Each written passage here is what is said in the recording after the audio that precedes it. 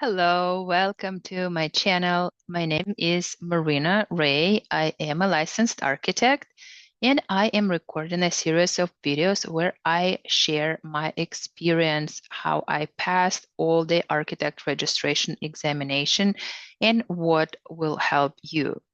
So this video is about our division number 6, that's construction and evaluation. I have prepared a little presentation that I am going to share with you, and that is structured for the most part like the other 5, and you will find the links to all of those divisions in the description for this video. Also, there are 2 videos that I recorded, and I hope that will help you in your exam prep. Those are 10 best paid resources that I used in my exam prep, as well as top 25 free resources that supplemented my studies. And I describe them, I talk about them, what actually worked best, and I have all the links. They are interactive, they're clickable, so you can go there and check by yourself. So let's start with our little presentation here. So we have our construction and evaluation division, and this is final division. This is the if you were taking the exams in the order that the NCARB put them together in, then that will be your final division. But I do not recommend taking the exams in that order. First, I recommend to take PCM, PJM, and CE. So that is the pro practice part. And then take the technical part, which is the PA, PPD, and PDD. And some people say that PA is like a completely different animal. It's just like so individualistic and so special. So that should be treated like not even as a technical exam. But I tend to disagree. So I think they're all more related to the project itself, because pro practice is all about the project, and those PPD and PDD especially, that is your design, that is your design development and construction documentation. All right, so let's talk a little bit about our construction and evaluation. Here we return back to 75 questions, including 2 case studies. So that is common between all of the exams. And you remember in PPD and PDD, we had 100 questions, and we had more time that you needed to allocate for this exam. But we're getting back to 75, similar to PJM and PA.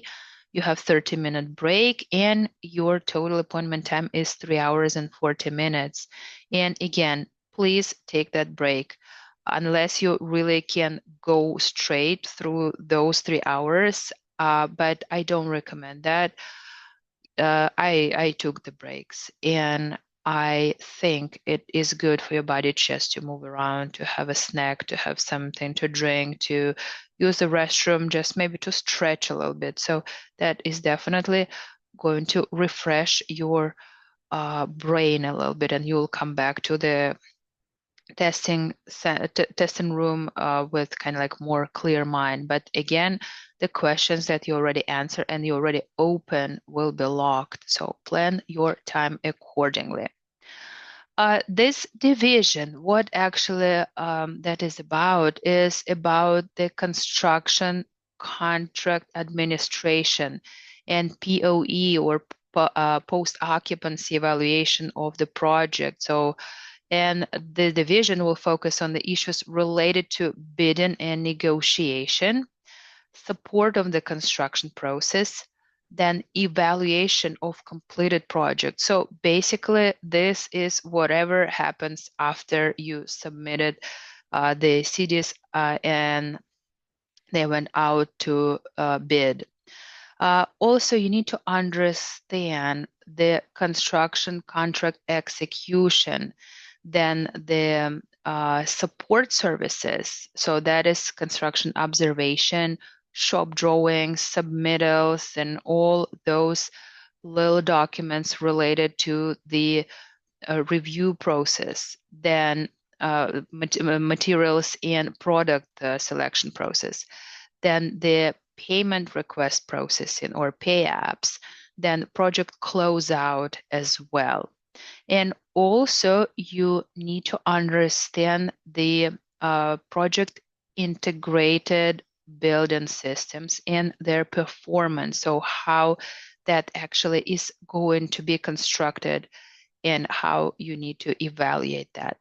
So there are 4 sections here, and as always in my videos, we are going to talk more in detail about each of them in a moment. So those sections are pre-construction activities. Section 2 is construction observation. Section 3 is administrative procedures and protocols. And section 4 is project closeout and evaluation. Before we discuss them, let's talk a little bit about the NCARB guidelines and references. So again, here is the link to the ARE 5.0 guidelines, and that is the PDF that NCARB refreshes every now and then. So please always check the date when you read those, so because you need the most up-to-date version.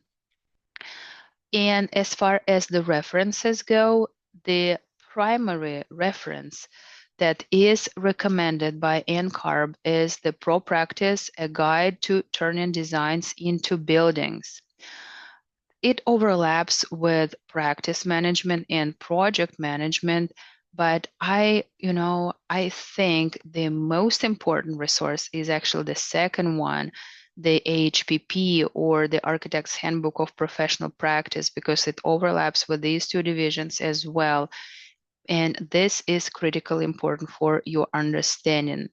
Also, contracts. You need to know the contracts. You need to know what is written in those contracts and how to cross-reference them. So they are not listed here, but they are important for you to pass this exam successfully. Another one is CSI Practice Guide, Construction Contract Administration. It does not overlap with any other divisions, but this is a good resource in general, just for you to understand how to do the CA and or contract administration, construction administration.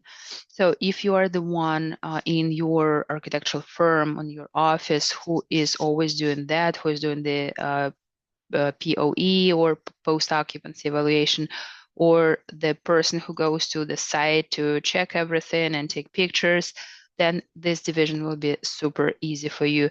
But if you're mostly doing design and mostly doing the CDs, then you need to have a little more practice in this particular experience division to pass it successfully. You really need to understand what is happening on the other side. And when the building goes vertical, you really need to know what the architect role is. So let's check all the sections here. The first one is the pre-construction activities, and that takes between 17 and 23% of the exam items, or between 13 and 17 questions. We remember that we have 75 questions total in this division. And here in this first section, we'll focus on the construction planning and activities that occur prior to the start of construction. And there are 3 objectives here. The first one is you need to know what the architect's role is and what the responsibilities are during pre-construction based on the delivery method. So then the second one is to analyze criteria for selecting contractors. And the third one is analyze aspects of the contract or design to adjust project costs. So what these are, what these items mean. When you already submitted the construction documents to bid and the owner selected the contractor with your help, with the architect's help, then there is the subcontractor selection process. And for the most part, contractors are taking care of that. Architects don't need to do anything, but the subcontractors submit their qualifications or quals to the project management system, and architect needs to review them. If they disagree, then of course they will let the contractor know about that. I mean, like if there's any like bad reputation of the subcontractor, or they're notoriously late, or like, something like that, like because, reputation and kind of like bad fame goes around. So you may heard about some subcontractors and you don't want to deal with them. So you may say no, and the owner may say no as well. And also during the pre-construction, usually the contractor has the pre-mobilization meetings. They just discuss how they're going to do everything, where they're going to place the connects, how they're going to deliver the materials, and what sequence. They work on the construction schedule. They work on the final estimate. They coordinate things. And usually if it's a larger project, then the BIM model is coordinated, and that is all together with the subcontractors, with engineers, with the architects. So those are like large VDC manager-led meetings, but that's kind of like the large scale projects, like for example the airport, or some large healthcare project, or some university campus, or something like that. So usually it's like working together, but that's like this is the construction manager project delivery method. So if it's just a smaller residential project, then it's gonna work a little more different. But in the NCARB exams, for the most part, it's commercial projects. It's I don't want to say for the most part. The questions will be about the residential as well, like about light wood frame, and other residential project details. But just think about the projects as the architect of the larger scale project. Section number two is construction observation. And here we find between 32 and 38% of the exam items, or between 24 and 29 questions.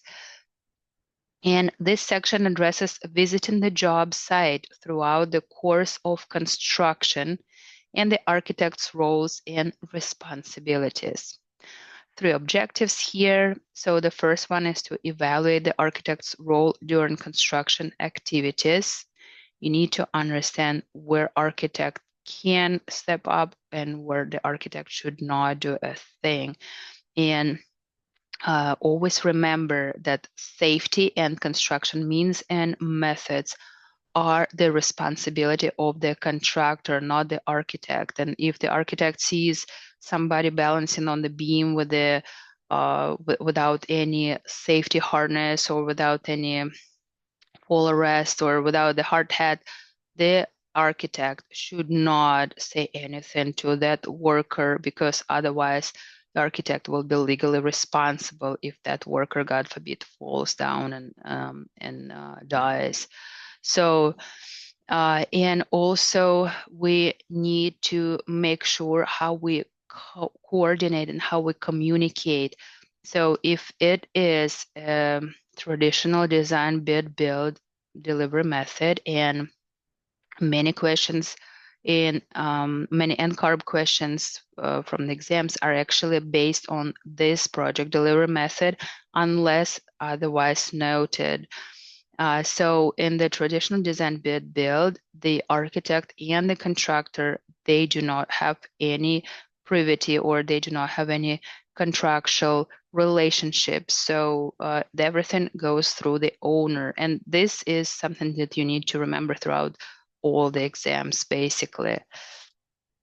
Also, the second objective is to evaluate construction conformance with contract documents. codes, regulations, and sustainability requirements. So the architect's role is basically to make sure that construction goes well according to the documents, according to the design that the architect or because you act as an architect in the exams and kind of like wearing that architect's hat already and trying to imagine yourself when you get licensed.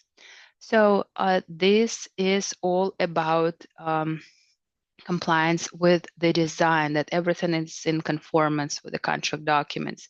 And the architect may request the contractor to, for example, open the wall if the architect thinks that something is wrong there. And if something is really wrong, then the owner will pay to some extra money to the contractor to patch that wall and whatever is needed to be done to bring it back to what it was before the architect requested that. But if everything is correct, sorry, no, let me pedal back. Sorry, if things really go wrong with that place, what that architect requested to open, then the contractor pays. If everything is correct, but there's still like a hole in the wall, then the owner pays. I apologize. I kind of like just wanted to correct myself. And also codes and regulations. The architect always need to double and triple check everything, if everything goes well, if everything goes smooth, because there will be a lot of inspections. And architect is not the one who is inspecting the construction site. The architect visits the construction site as frequently as needed to make sure that everything goes well. It is not the extensive inspection or anything like that. And also, if it is a LEED project, for example, or any type of green building certification project, then there needs to be a special person, whether it's a LEED AP accredited field engineer or project engineer or whatever whatever title the construction manager has for that person, that will go to the site, take timestamp pictures and make sure that everything is in compliance, and then report back to the architect, because there are design credits and there are construction credits in LEED. So that is something that the architect needs to track and needs to see, like if everything goes well. So also the third objective is to determine construction progress. So just in general, to establish the important milestones and make sure that everything is according to those milestones. So when for example, earthwork is done, when all the pipes are laid out, when everything is ready for the like steel erection, for instance, or something like that, depending on the project, then the architect needs to come, sit down with the contractor, talk to them, go to the site, take pictures, just make sure that everything goes well. And if there are any changes, then they need to be documented. And this is actually our next section, section 3, that's administrative procedures and protocols. And that is the largest section here of our construction and evaluation exam. And that is between 32 and 38% of the exam items, or between 24 and 29 questions. So this section is about the documentation necessary to the construction process, and clear written communication is an essential aspect of the construction process. So 4 objectives here. The first one is to determine appropriate additional information to supplement contract documents. What that is about, that is actually your RFIs. That is your RFIs is request for information that the contractor will send to the architect when they don't understand something, or where something is missing, or where something is not clear, or there's like a discrepancy in the specs and the drawing, so it's kind of like gives the controversial information, they need to make sure that everything is correct, that they read it right, and then they send that information to the architect. Usually it's time sensitive, those RFIs, and there is like a log that both the architect and the contractor need to keep so that there are no questions at the end. And also there could be architect supplemental instructions or ASI, just to say, okay, so here we use, instead of pink paint, we use the white paint. If it does not affect any cost or schedule or the scope of the project, then it's the ASI. Also, the submittal. So there will be a lot of submittals at the very beginning of the projects. And what are the submittals? Those are shop drawings. Those are samples. So the subcontractors will start sending you shop drawings of the like pipes or some fittings or some whatever is used for the project. Usually it's like a very technical few pages of information, and you need to know how to actually compare them with the specs that you have prepared and make sure that everything is correct and everything can be used for the project. Samples like carpet samples and whatever interior finishes, samples, tile, wood, like whatever you use, then they will send and make sure that you accept them before they can place an order. And sometimes it is really time sensitive, and sometimes the order is like a few months. So you need to make sure that everything is approved and there is no delay. If, for example, like some rare marble from Italy is not delivered just because it was submitted too late. Mock-ups, if you need a mock-up, if you need the like window mock-up or whatever, like part wall mock-up, full size, full scale, or like small. So that's something that will be sent by the subcontractors to the contractor's office. Also product data and test results. That is another important thing that need to be evaluated. It's a lot of people say that it's so tedious, it's so boring, and it's like people just don't even read those, but really you have to do that to make sure that everything is compliant and nothing is just delivered just because the contractor had that supply from the previous project and they want to use it here. You need to make sure that everything is correct. So, and that's what this exam is going to ask you about. So another objective is to evaluate the contractor's applications for payment or pay app, like that's kind of like the slang for that. They will submit those pay apps, and they will state how many % is completed, what they have already received, how much they paid to the subcontractor, how much is left. So that's like um, like a spreadsheet. Usually it's an Excel, and then it's signed by the contractor, and then you need to compare and contrast that with the real portion of the job that has really been completed.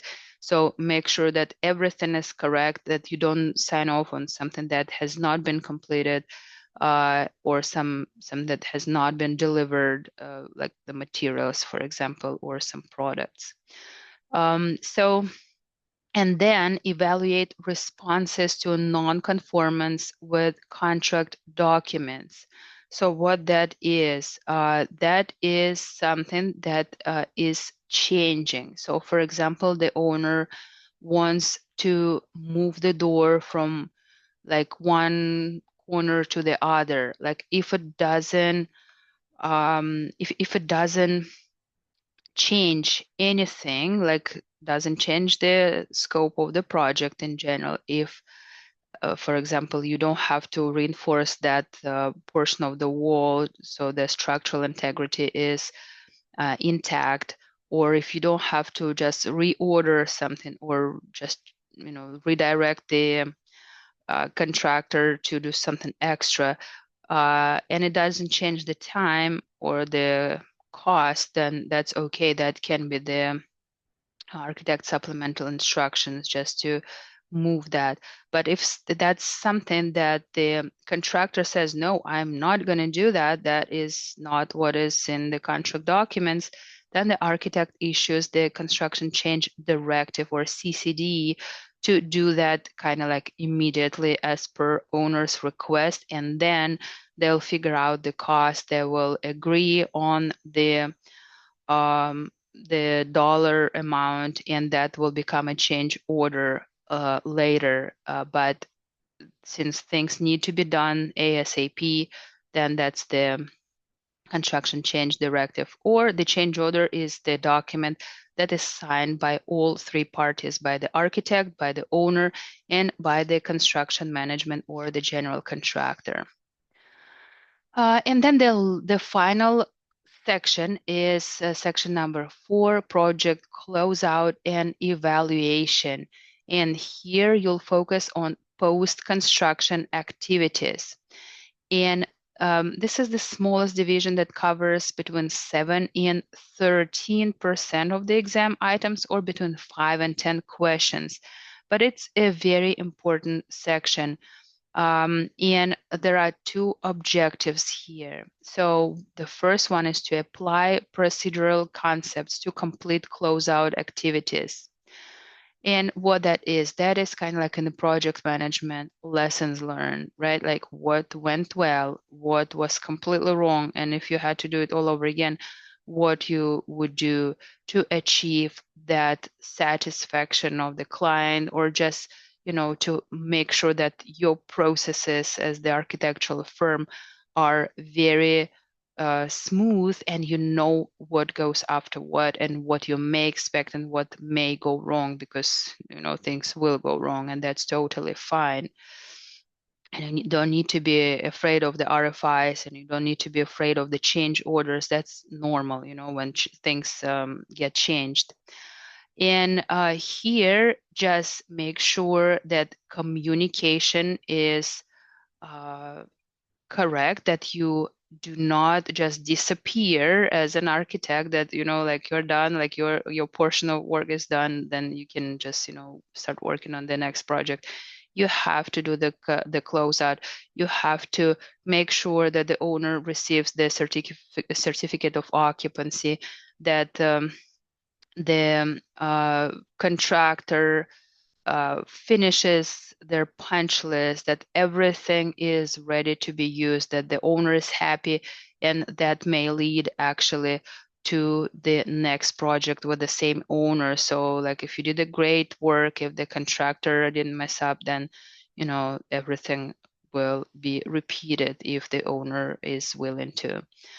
And here, the second objective is to evaluate building design and performance. And as an architect, you need to come back to the project within a year and check if everything works well, if everybody is happy with the like whatever is inside the project, if nothing leaks, if the thermal comfort is something that they would really want there, if the plumbing is good. So just make sure that everything goes well. And this is just establishing good relations with your client. And then you may actually use the same contractor if everything you planned and designed was constructed properly.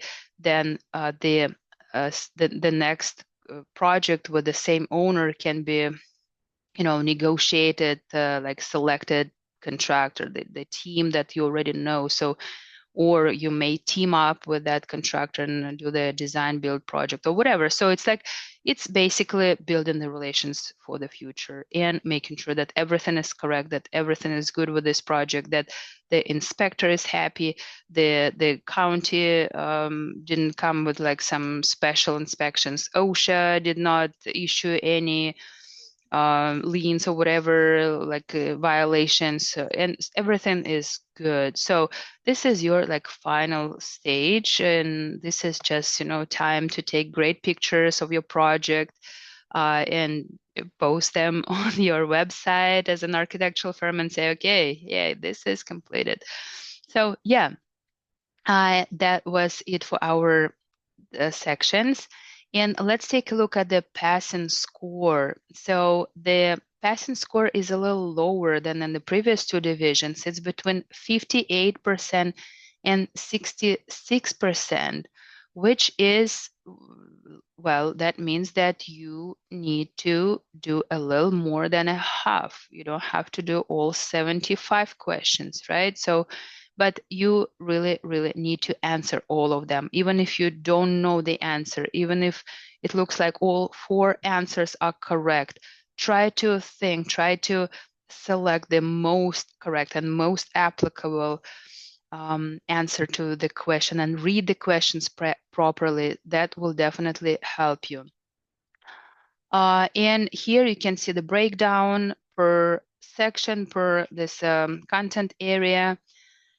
And yeah, so that was basically it. That is all about our construction evaluation exam. And if you have any questions, if you have any concerns, suggestions, or you would like to leave a comment or share your experience, or you would like me to record something else, please leave a comment under this video. I'll be more than happy to do that. And if you enjoyed my videos, if they help you to prepare for your exams, please share. Or if you just passed your exam and my video somehow just, guided you into the right direction, please share that. I really would love to see that. And also, I will leave all the links under this video so you can cross-reference them and you can see what other things are about, and you can see some other materials. So yes, thank you so much for watching, and I will see you in my other videos. Bye.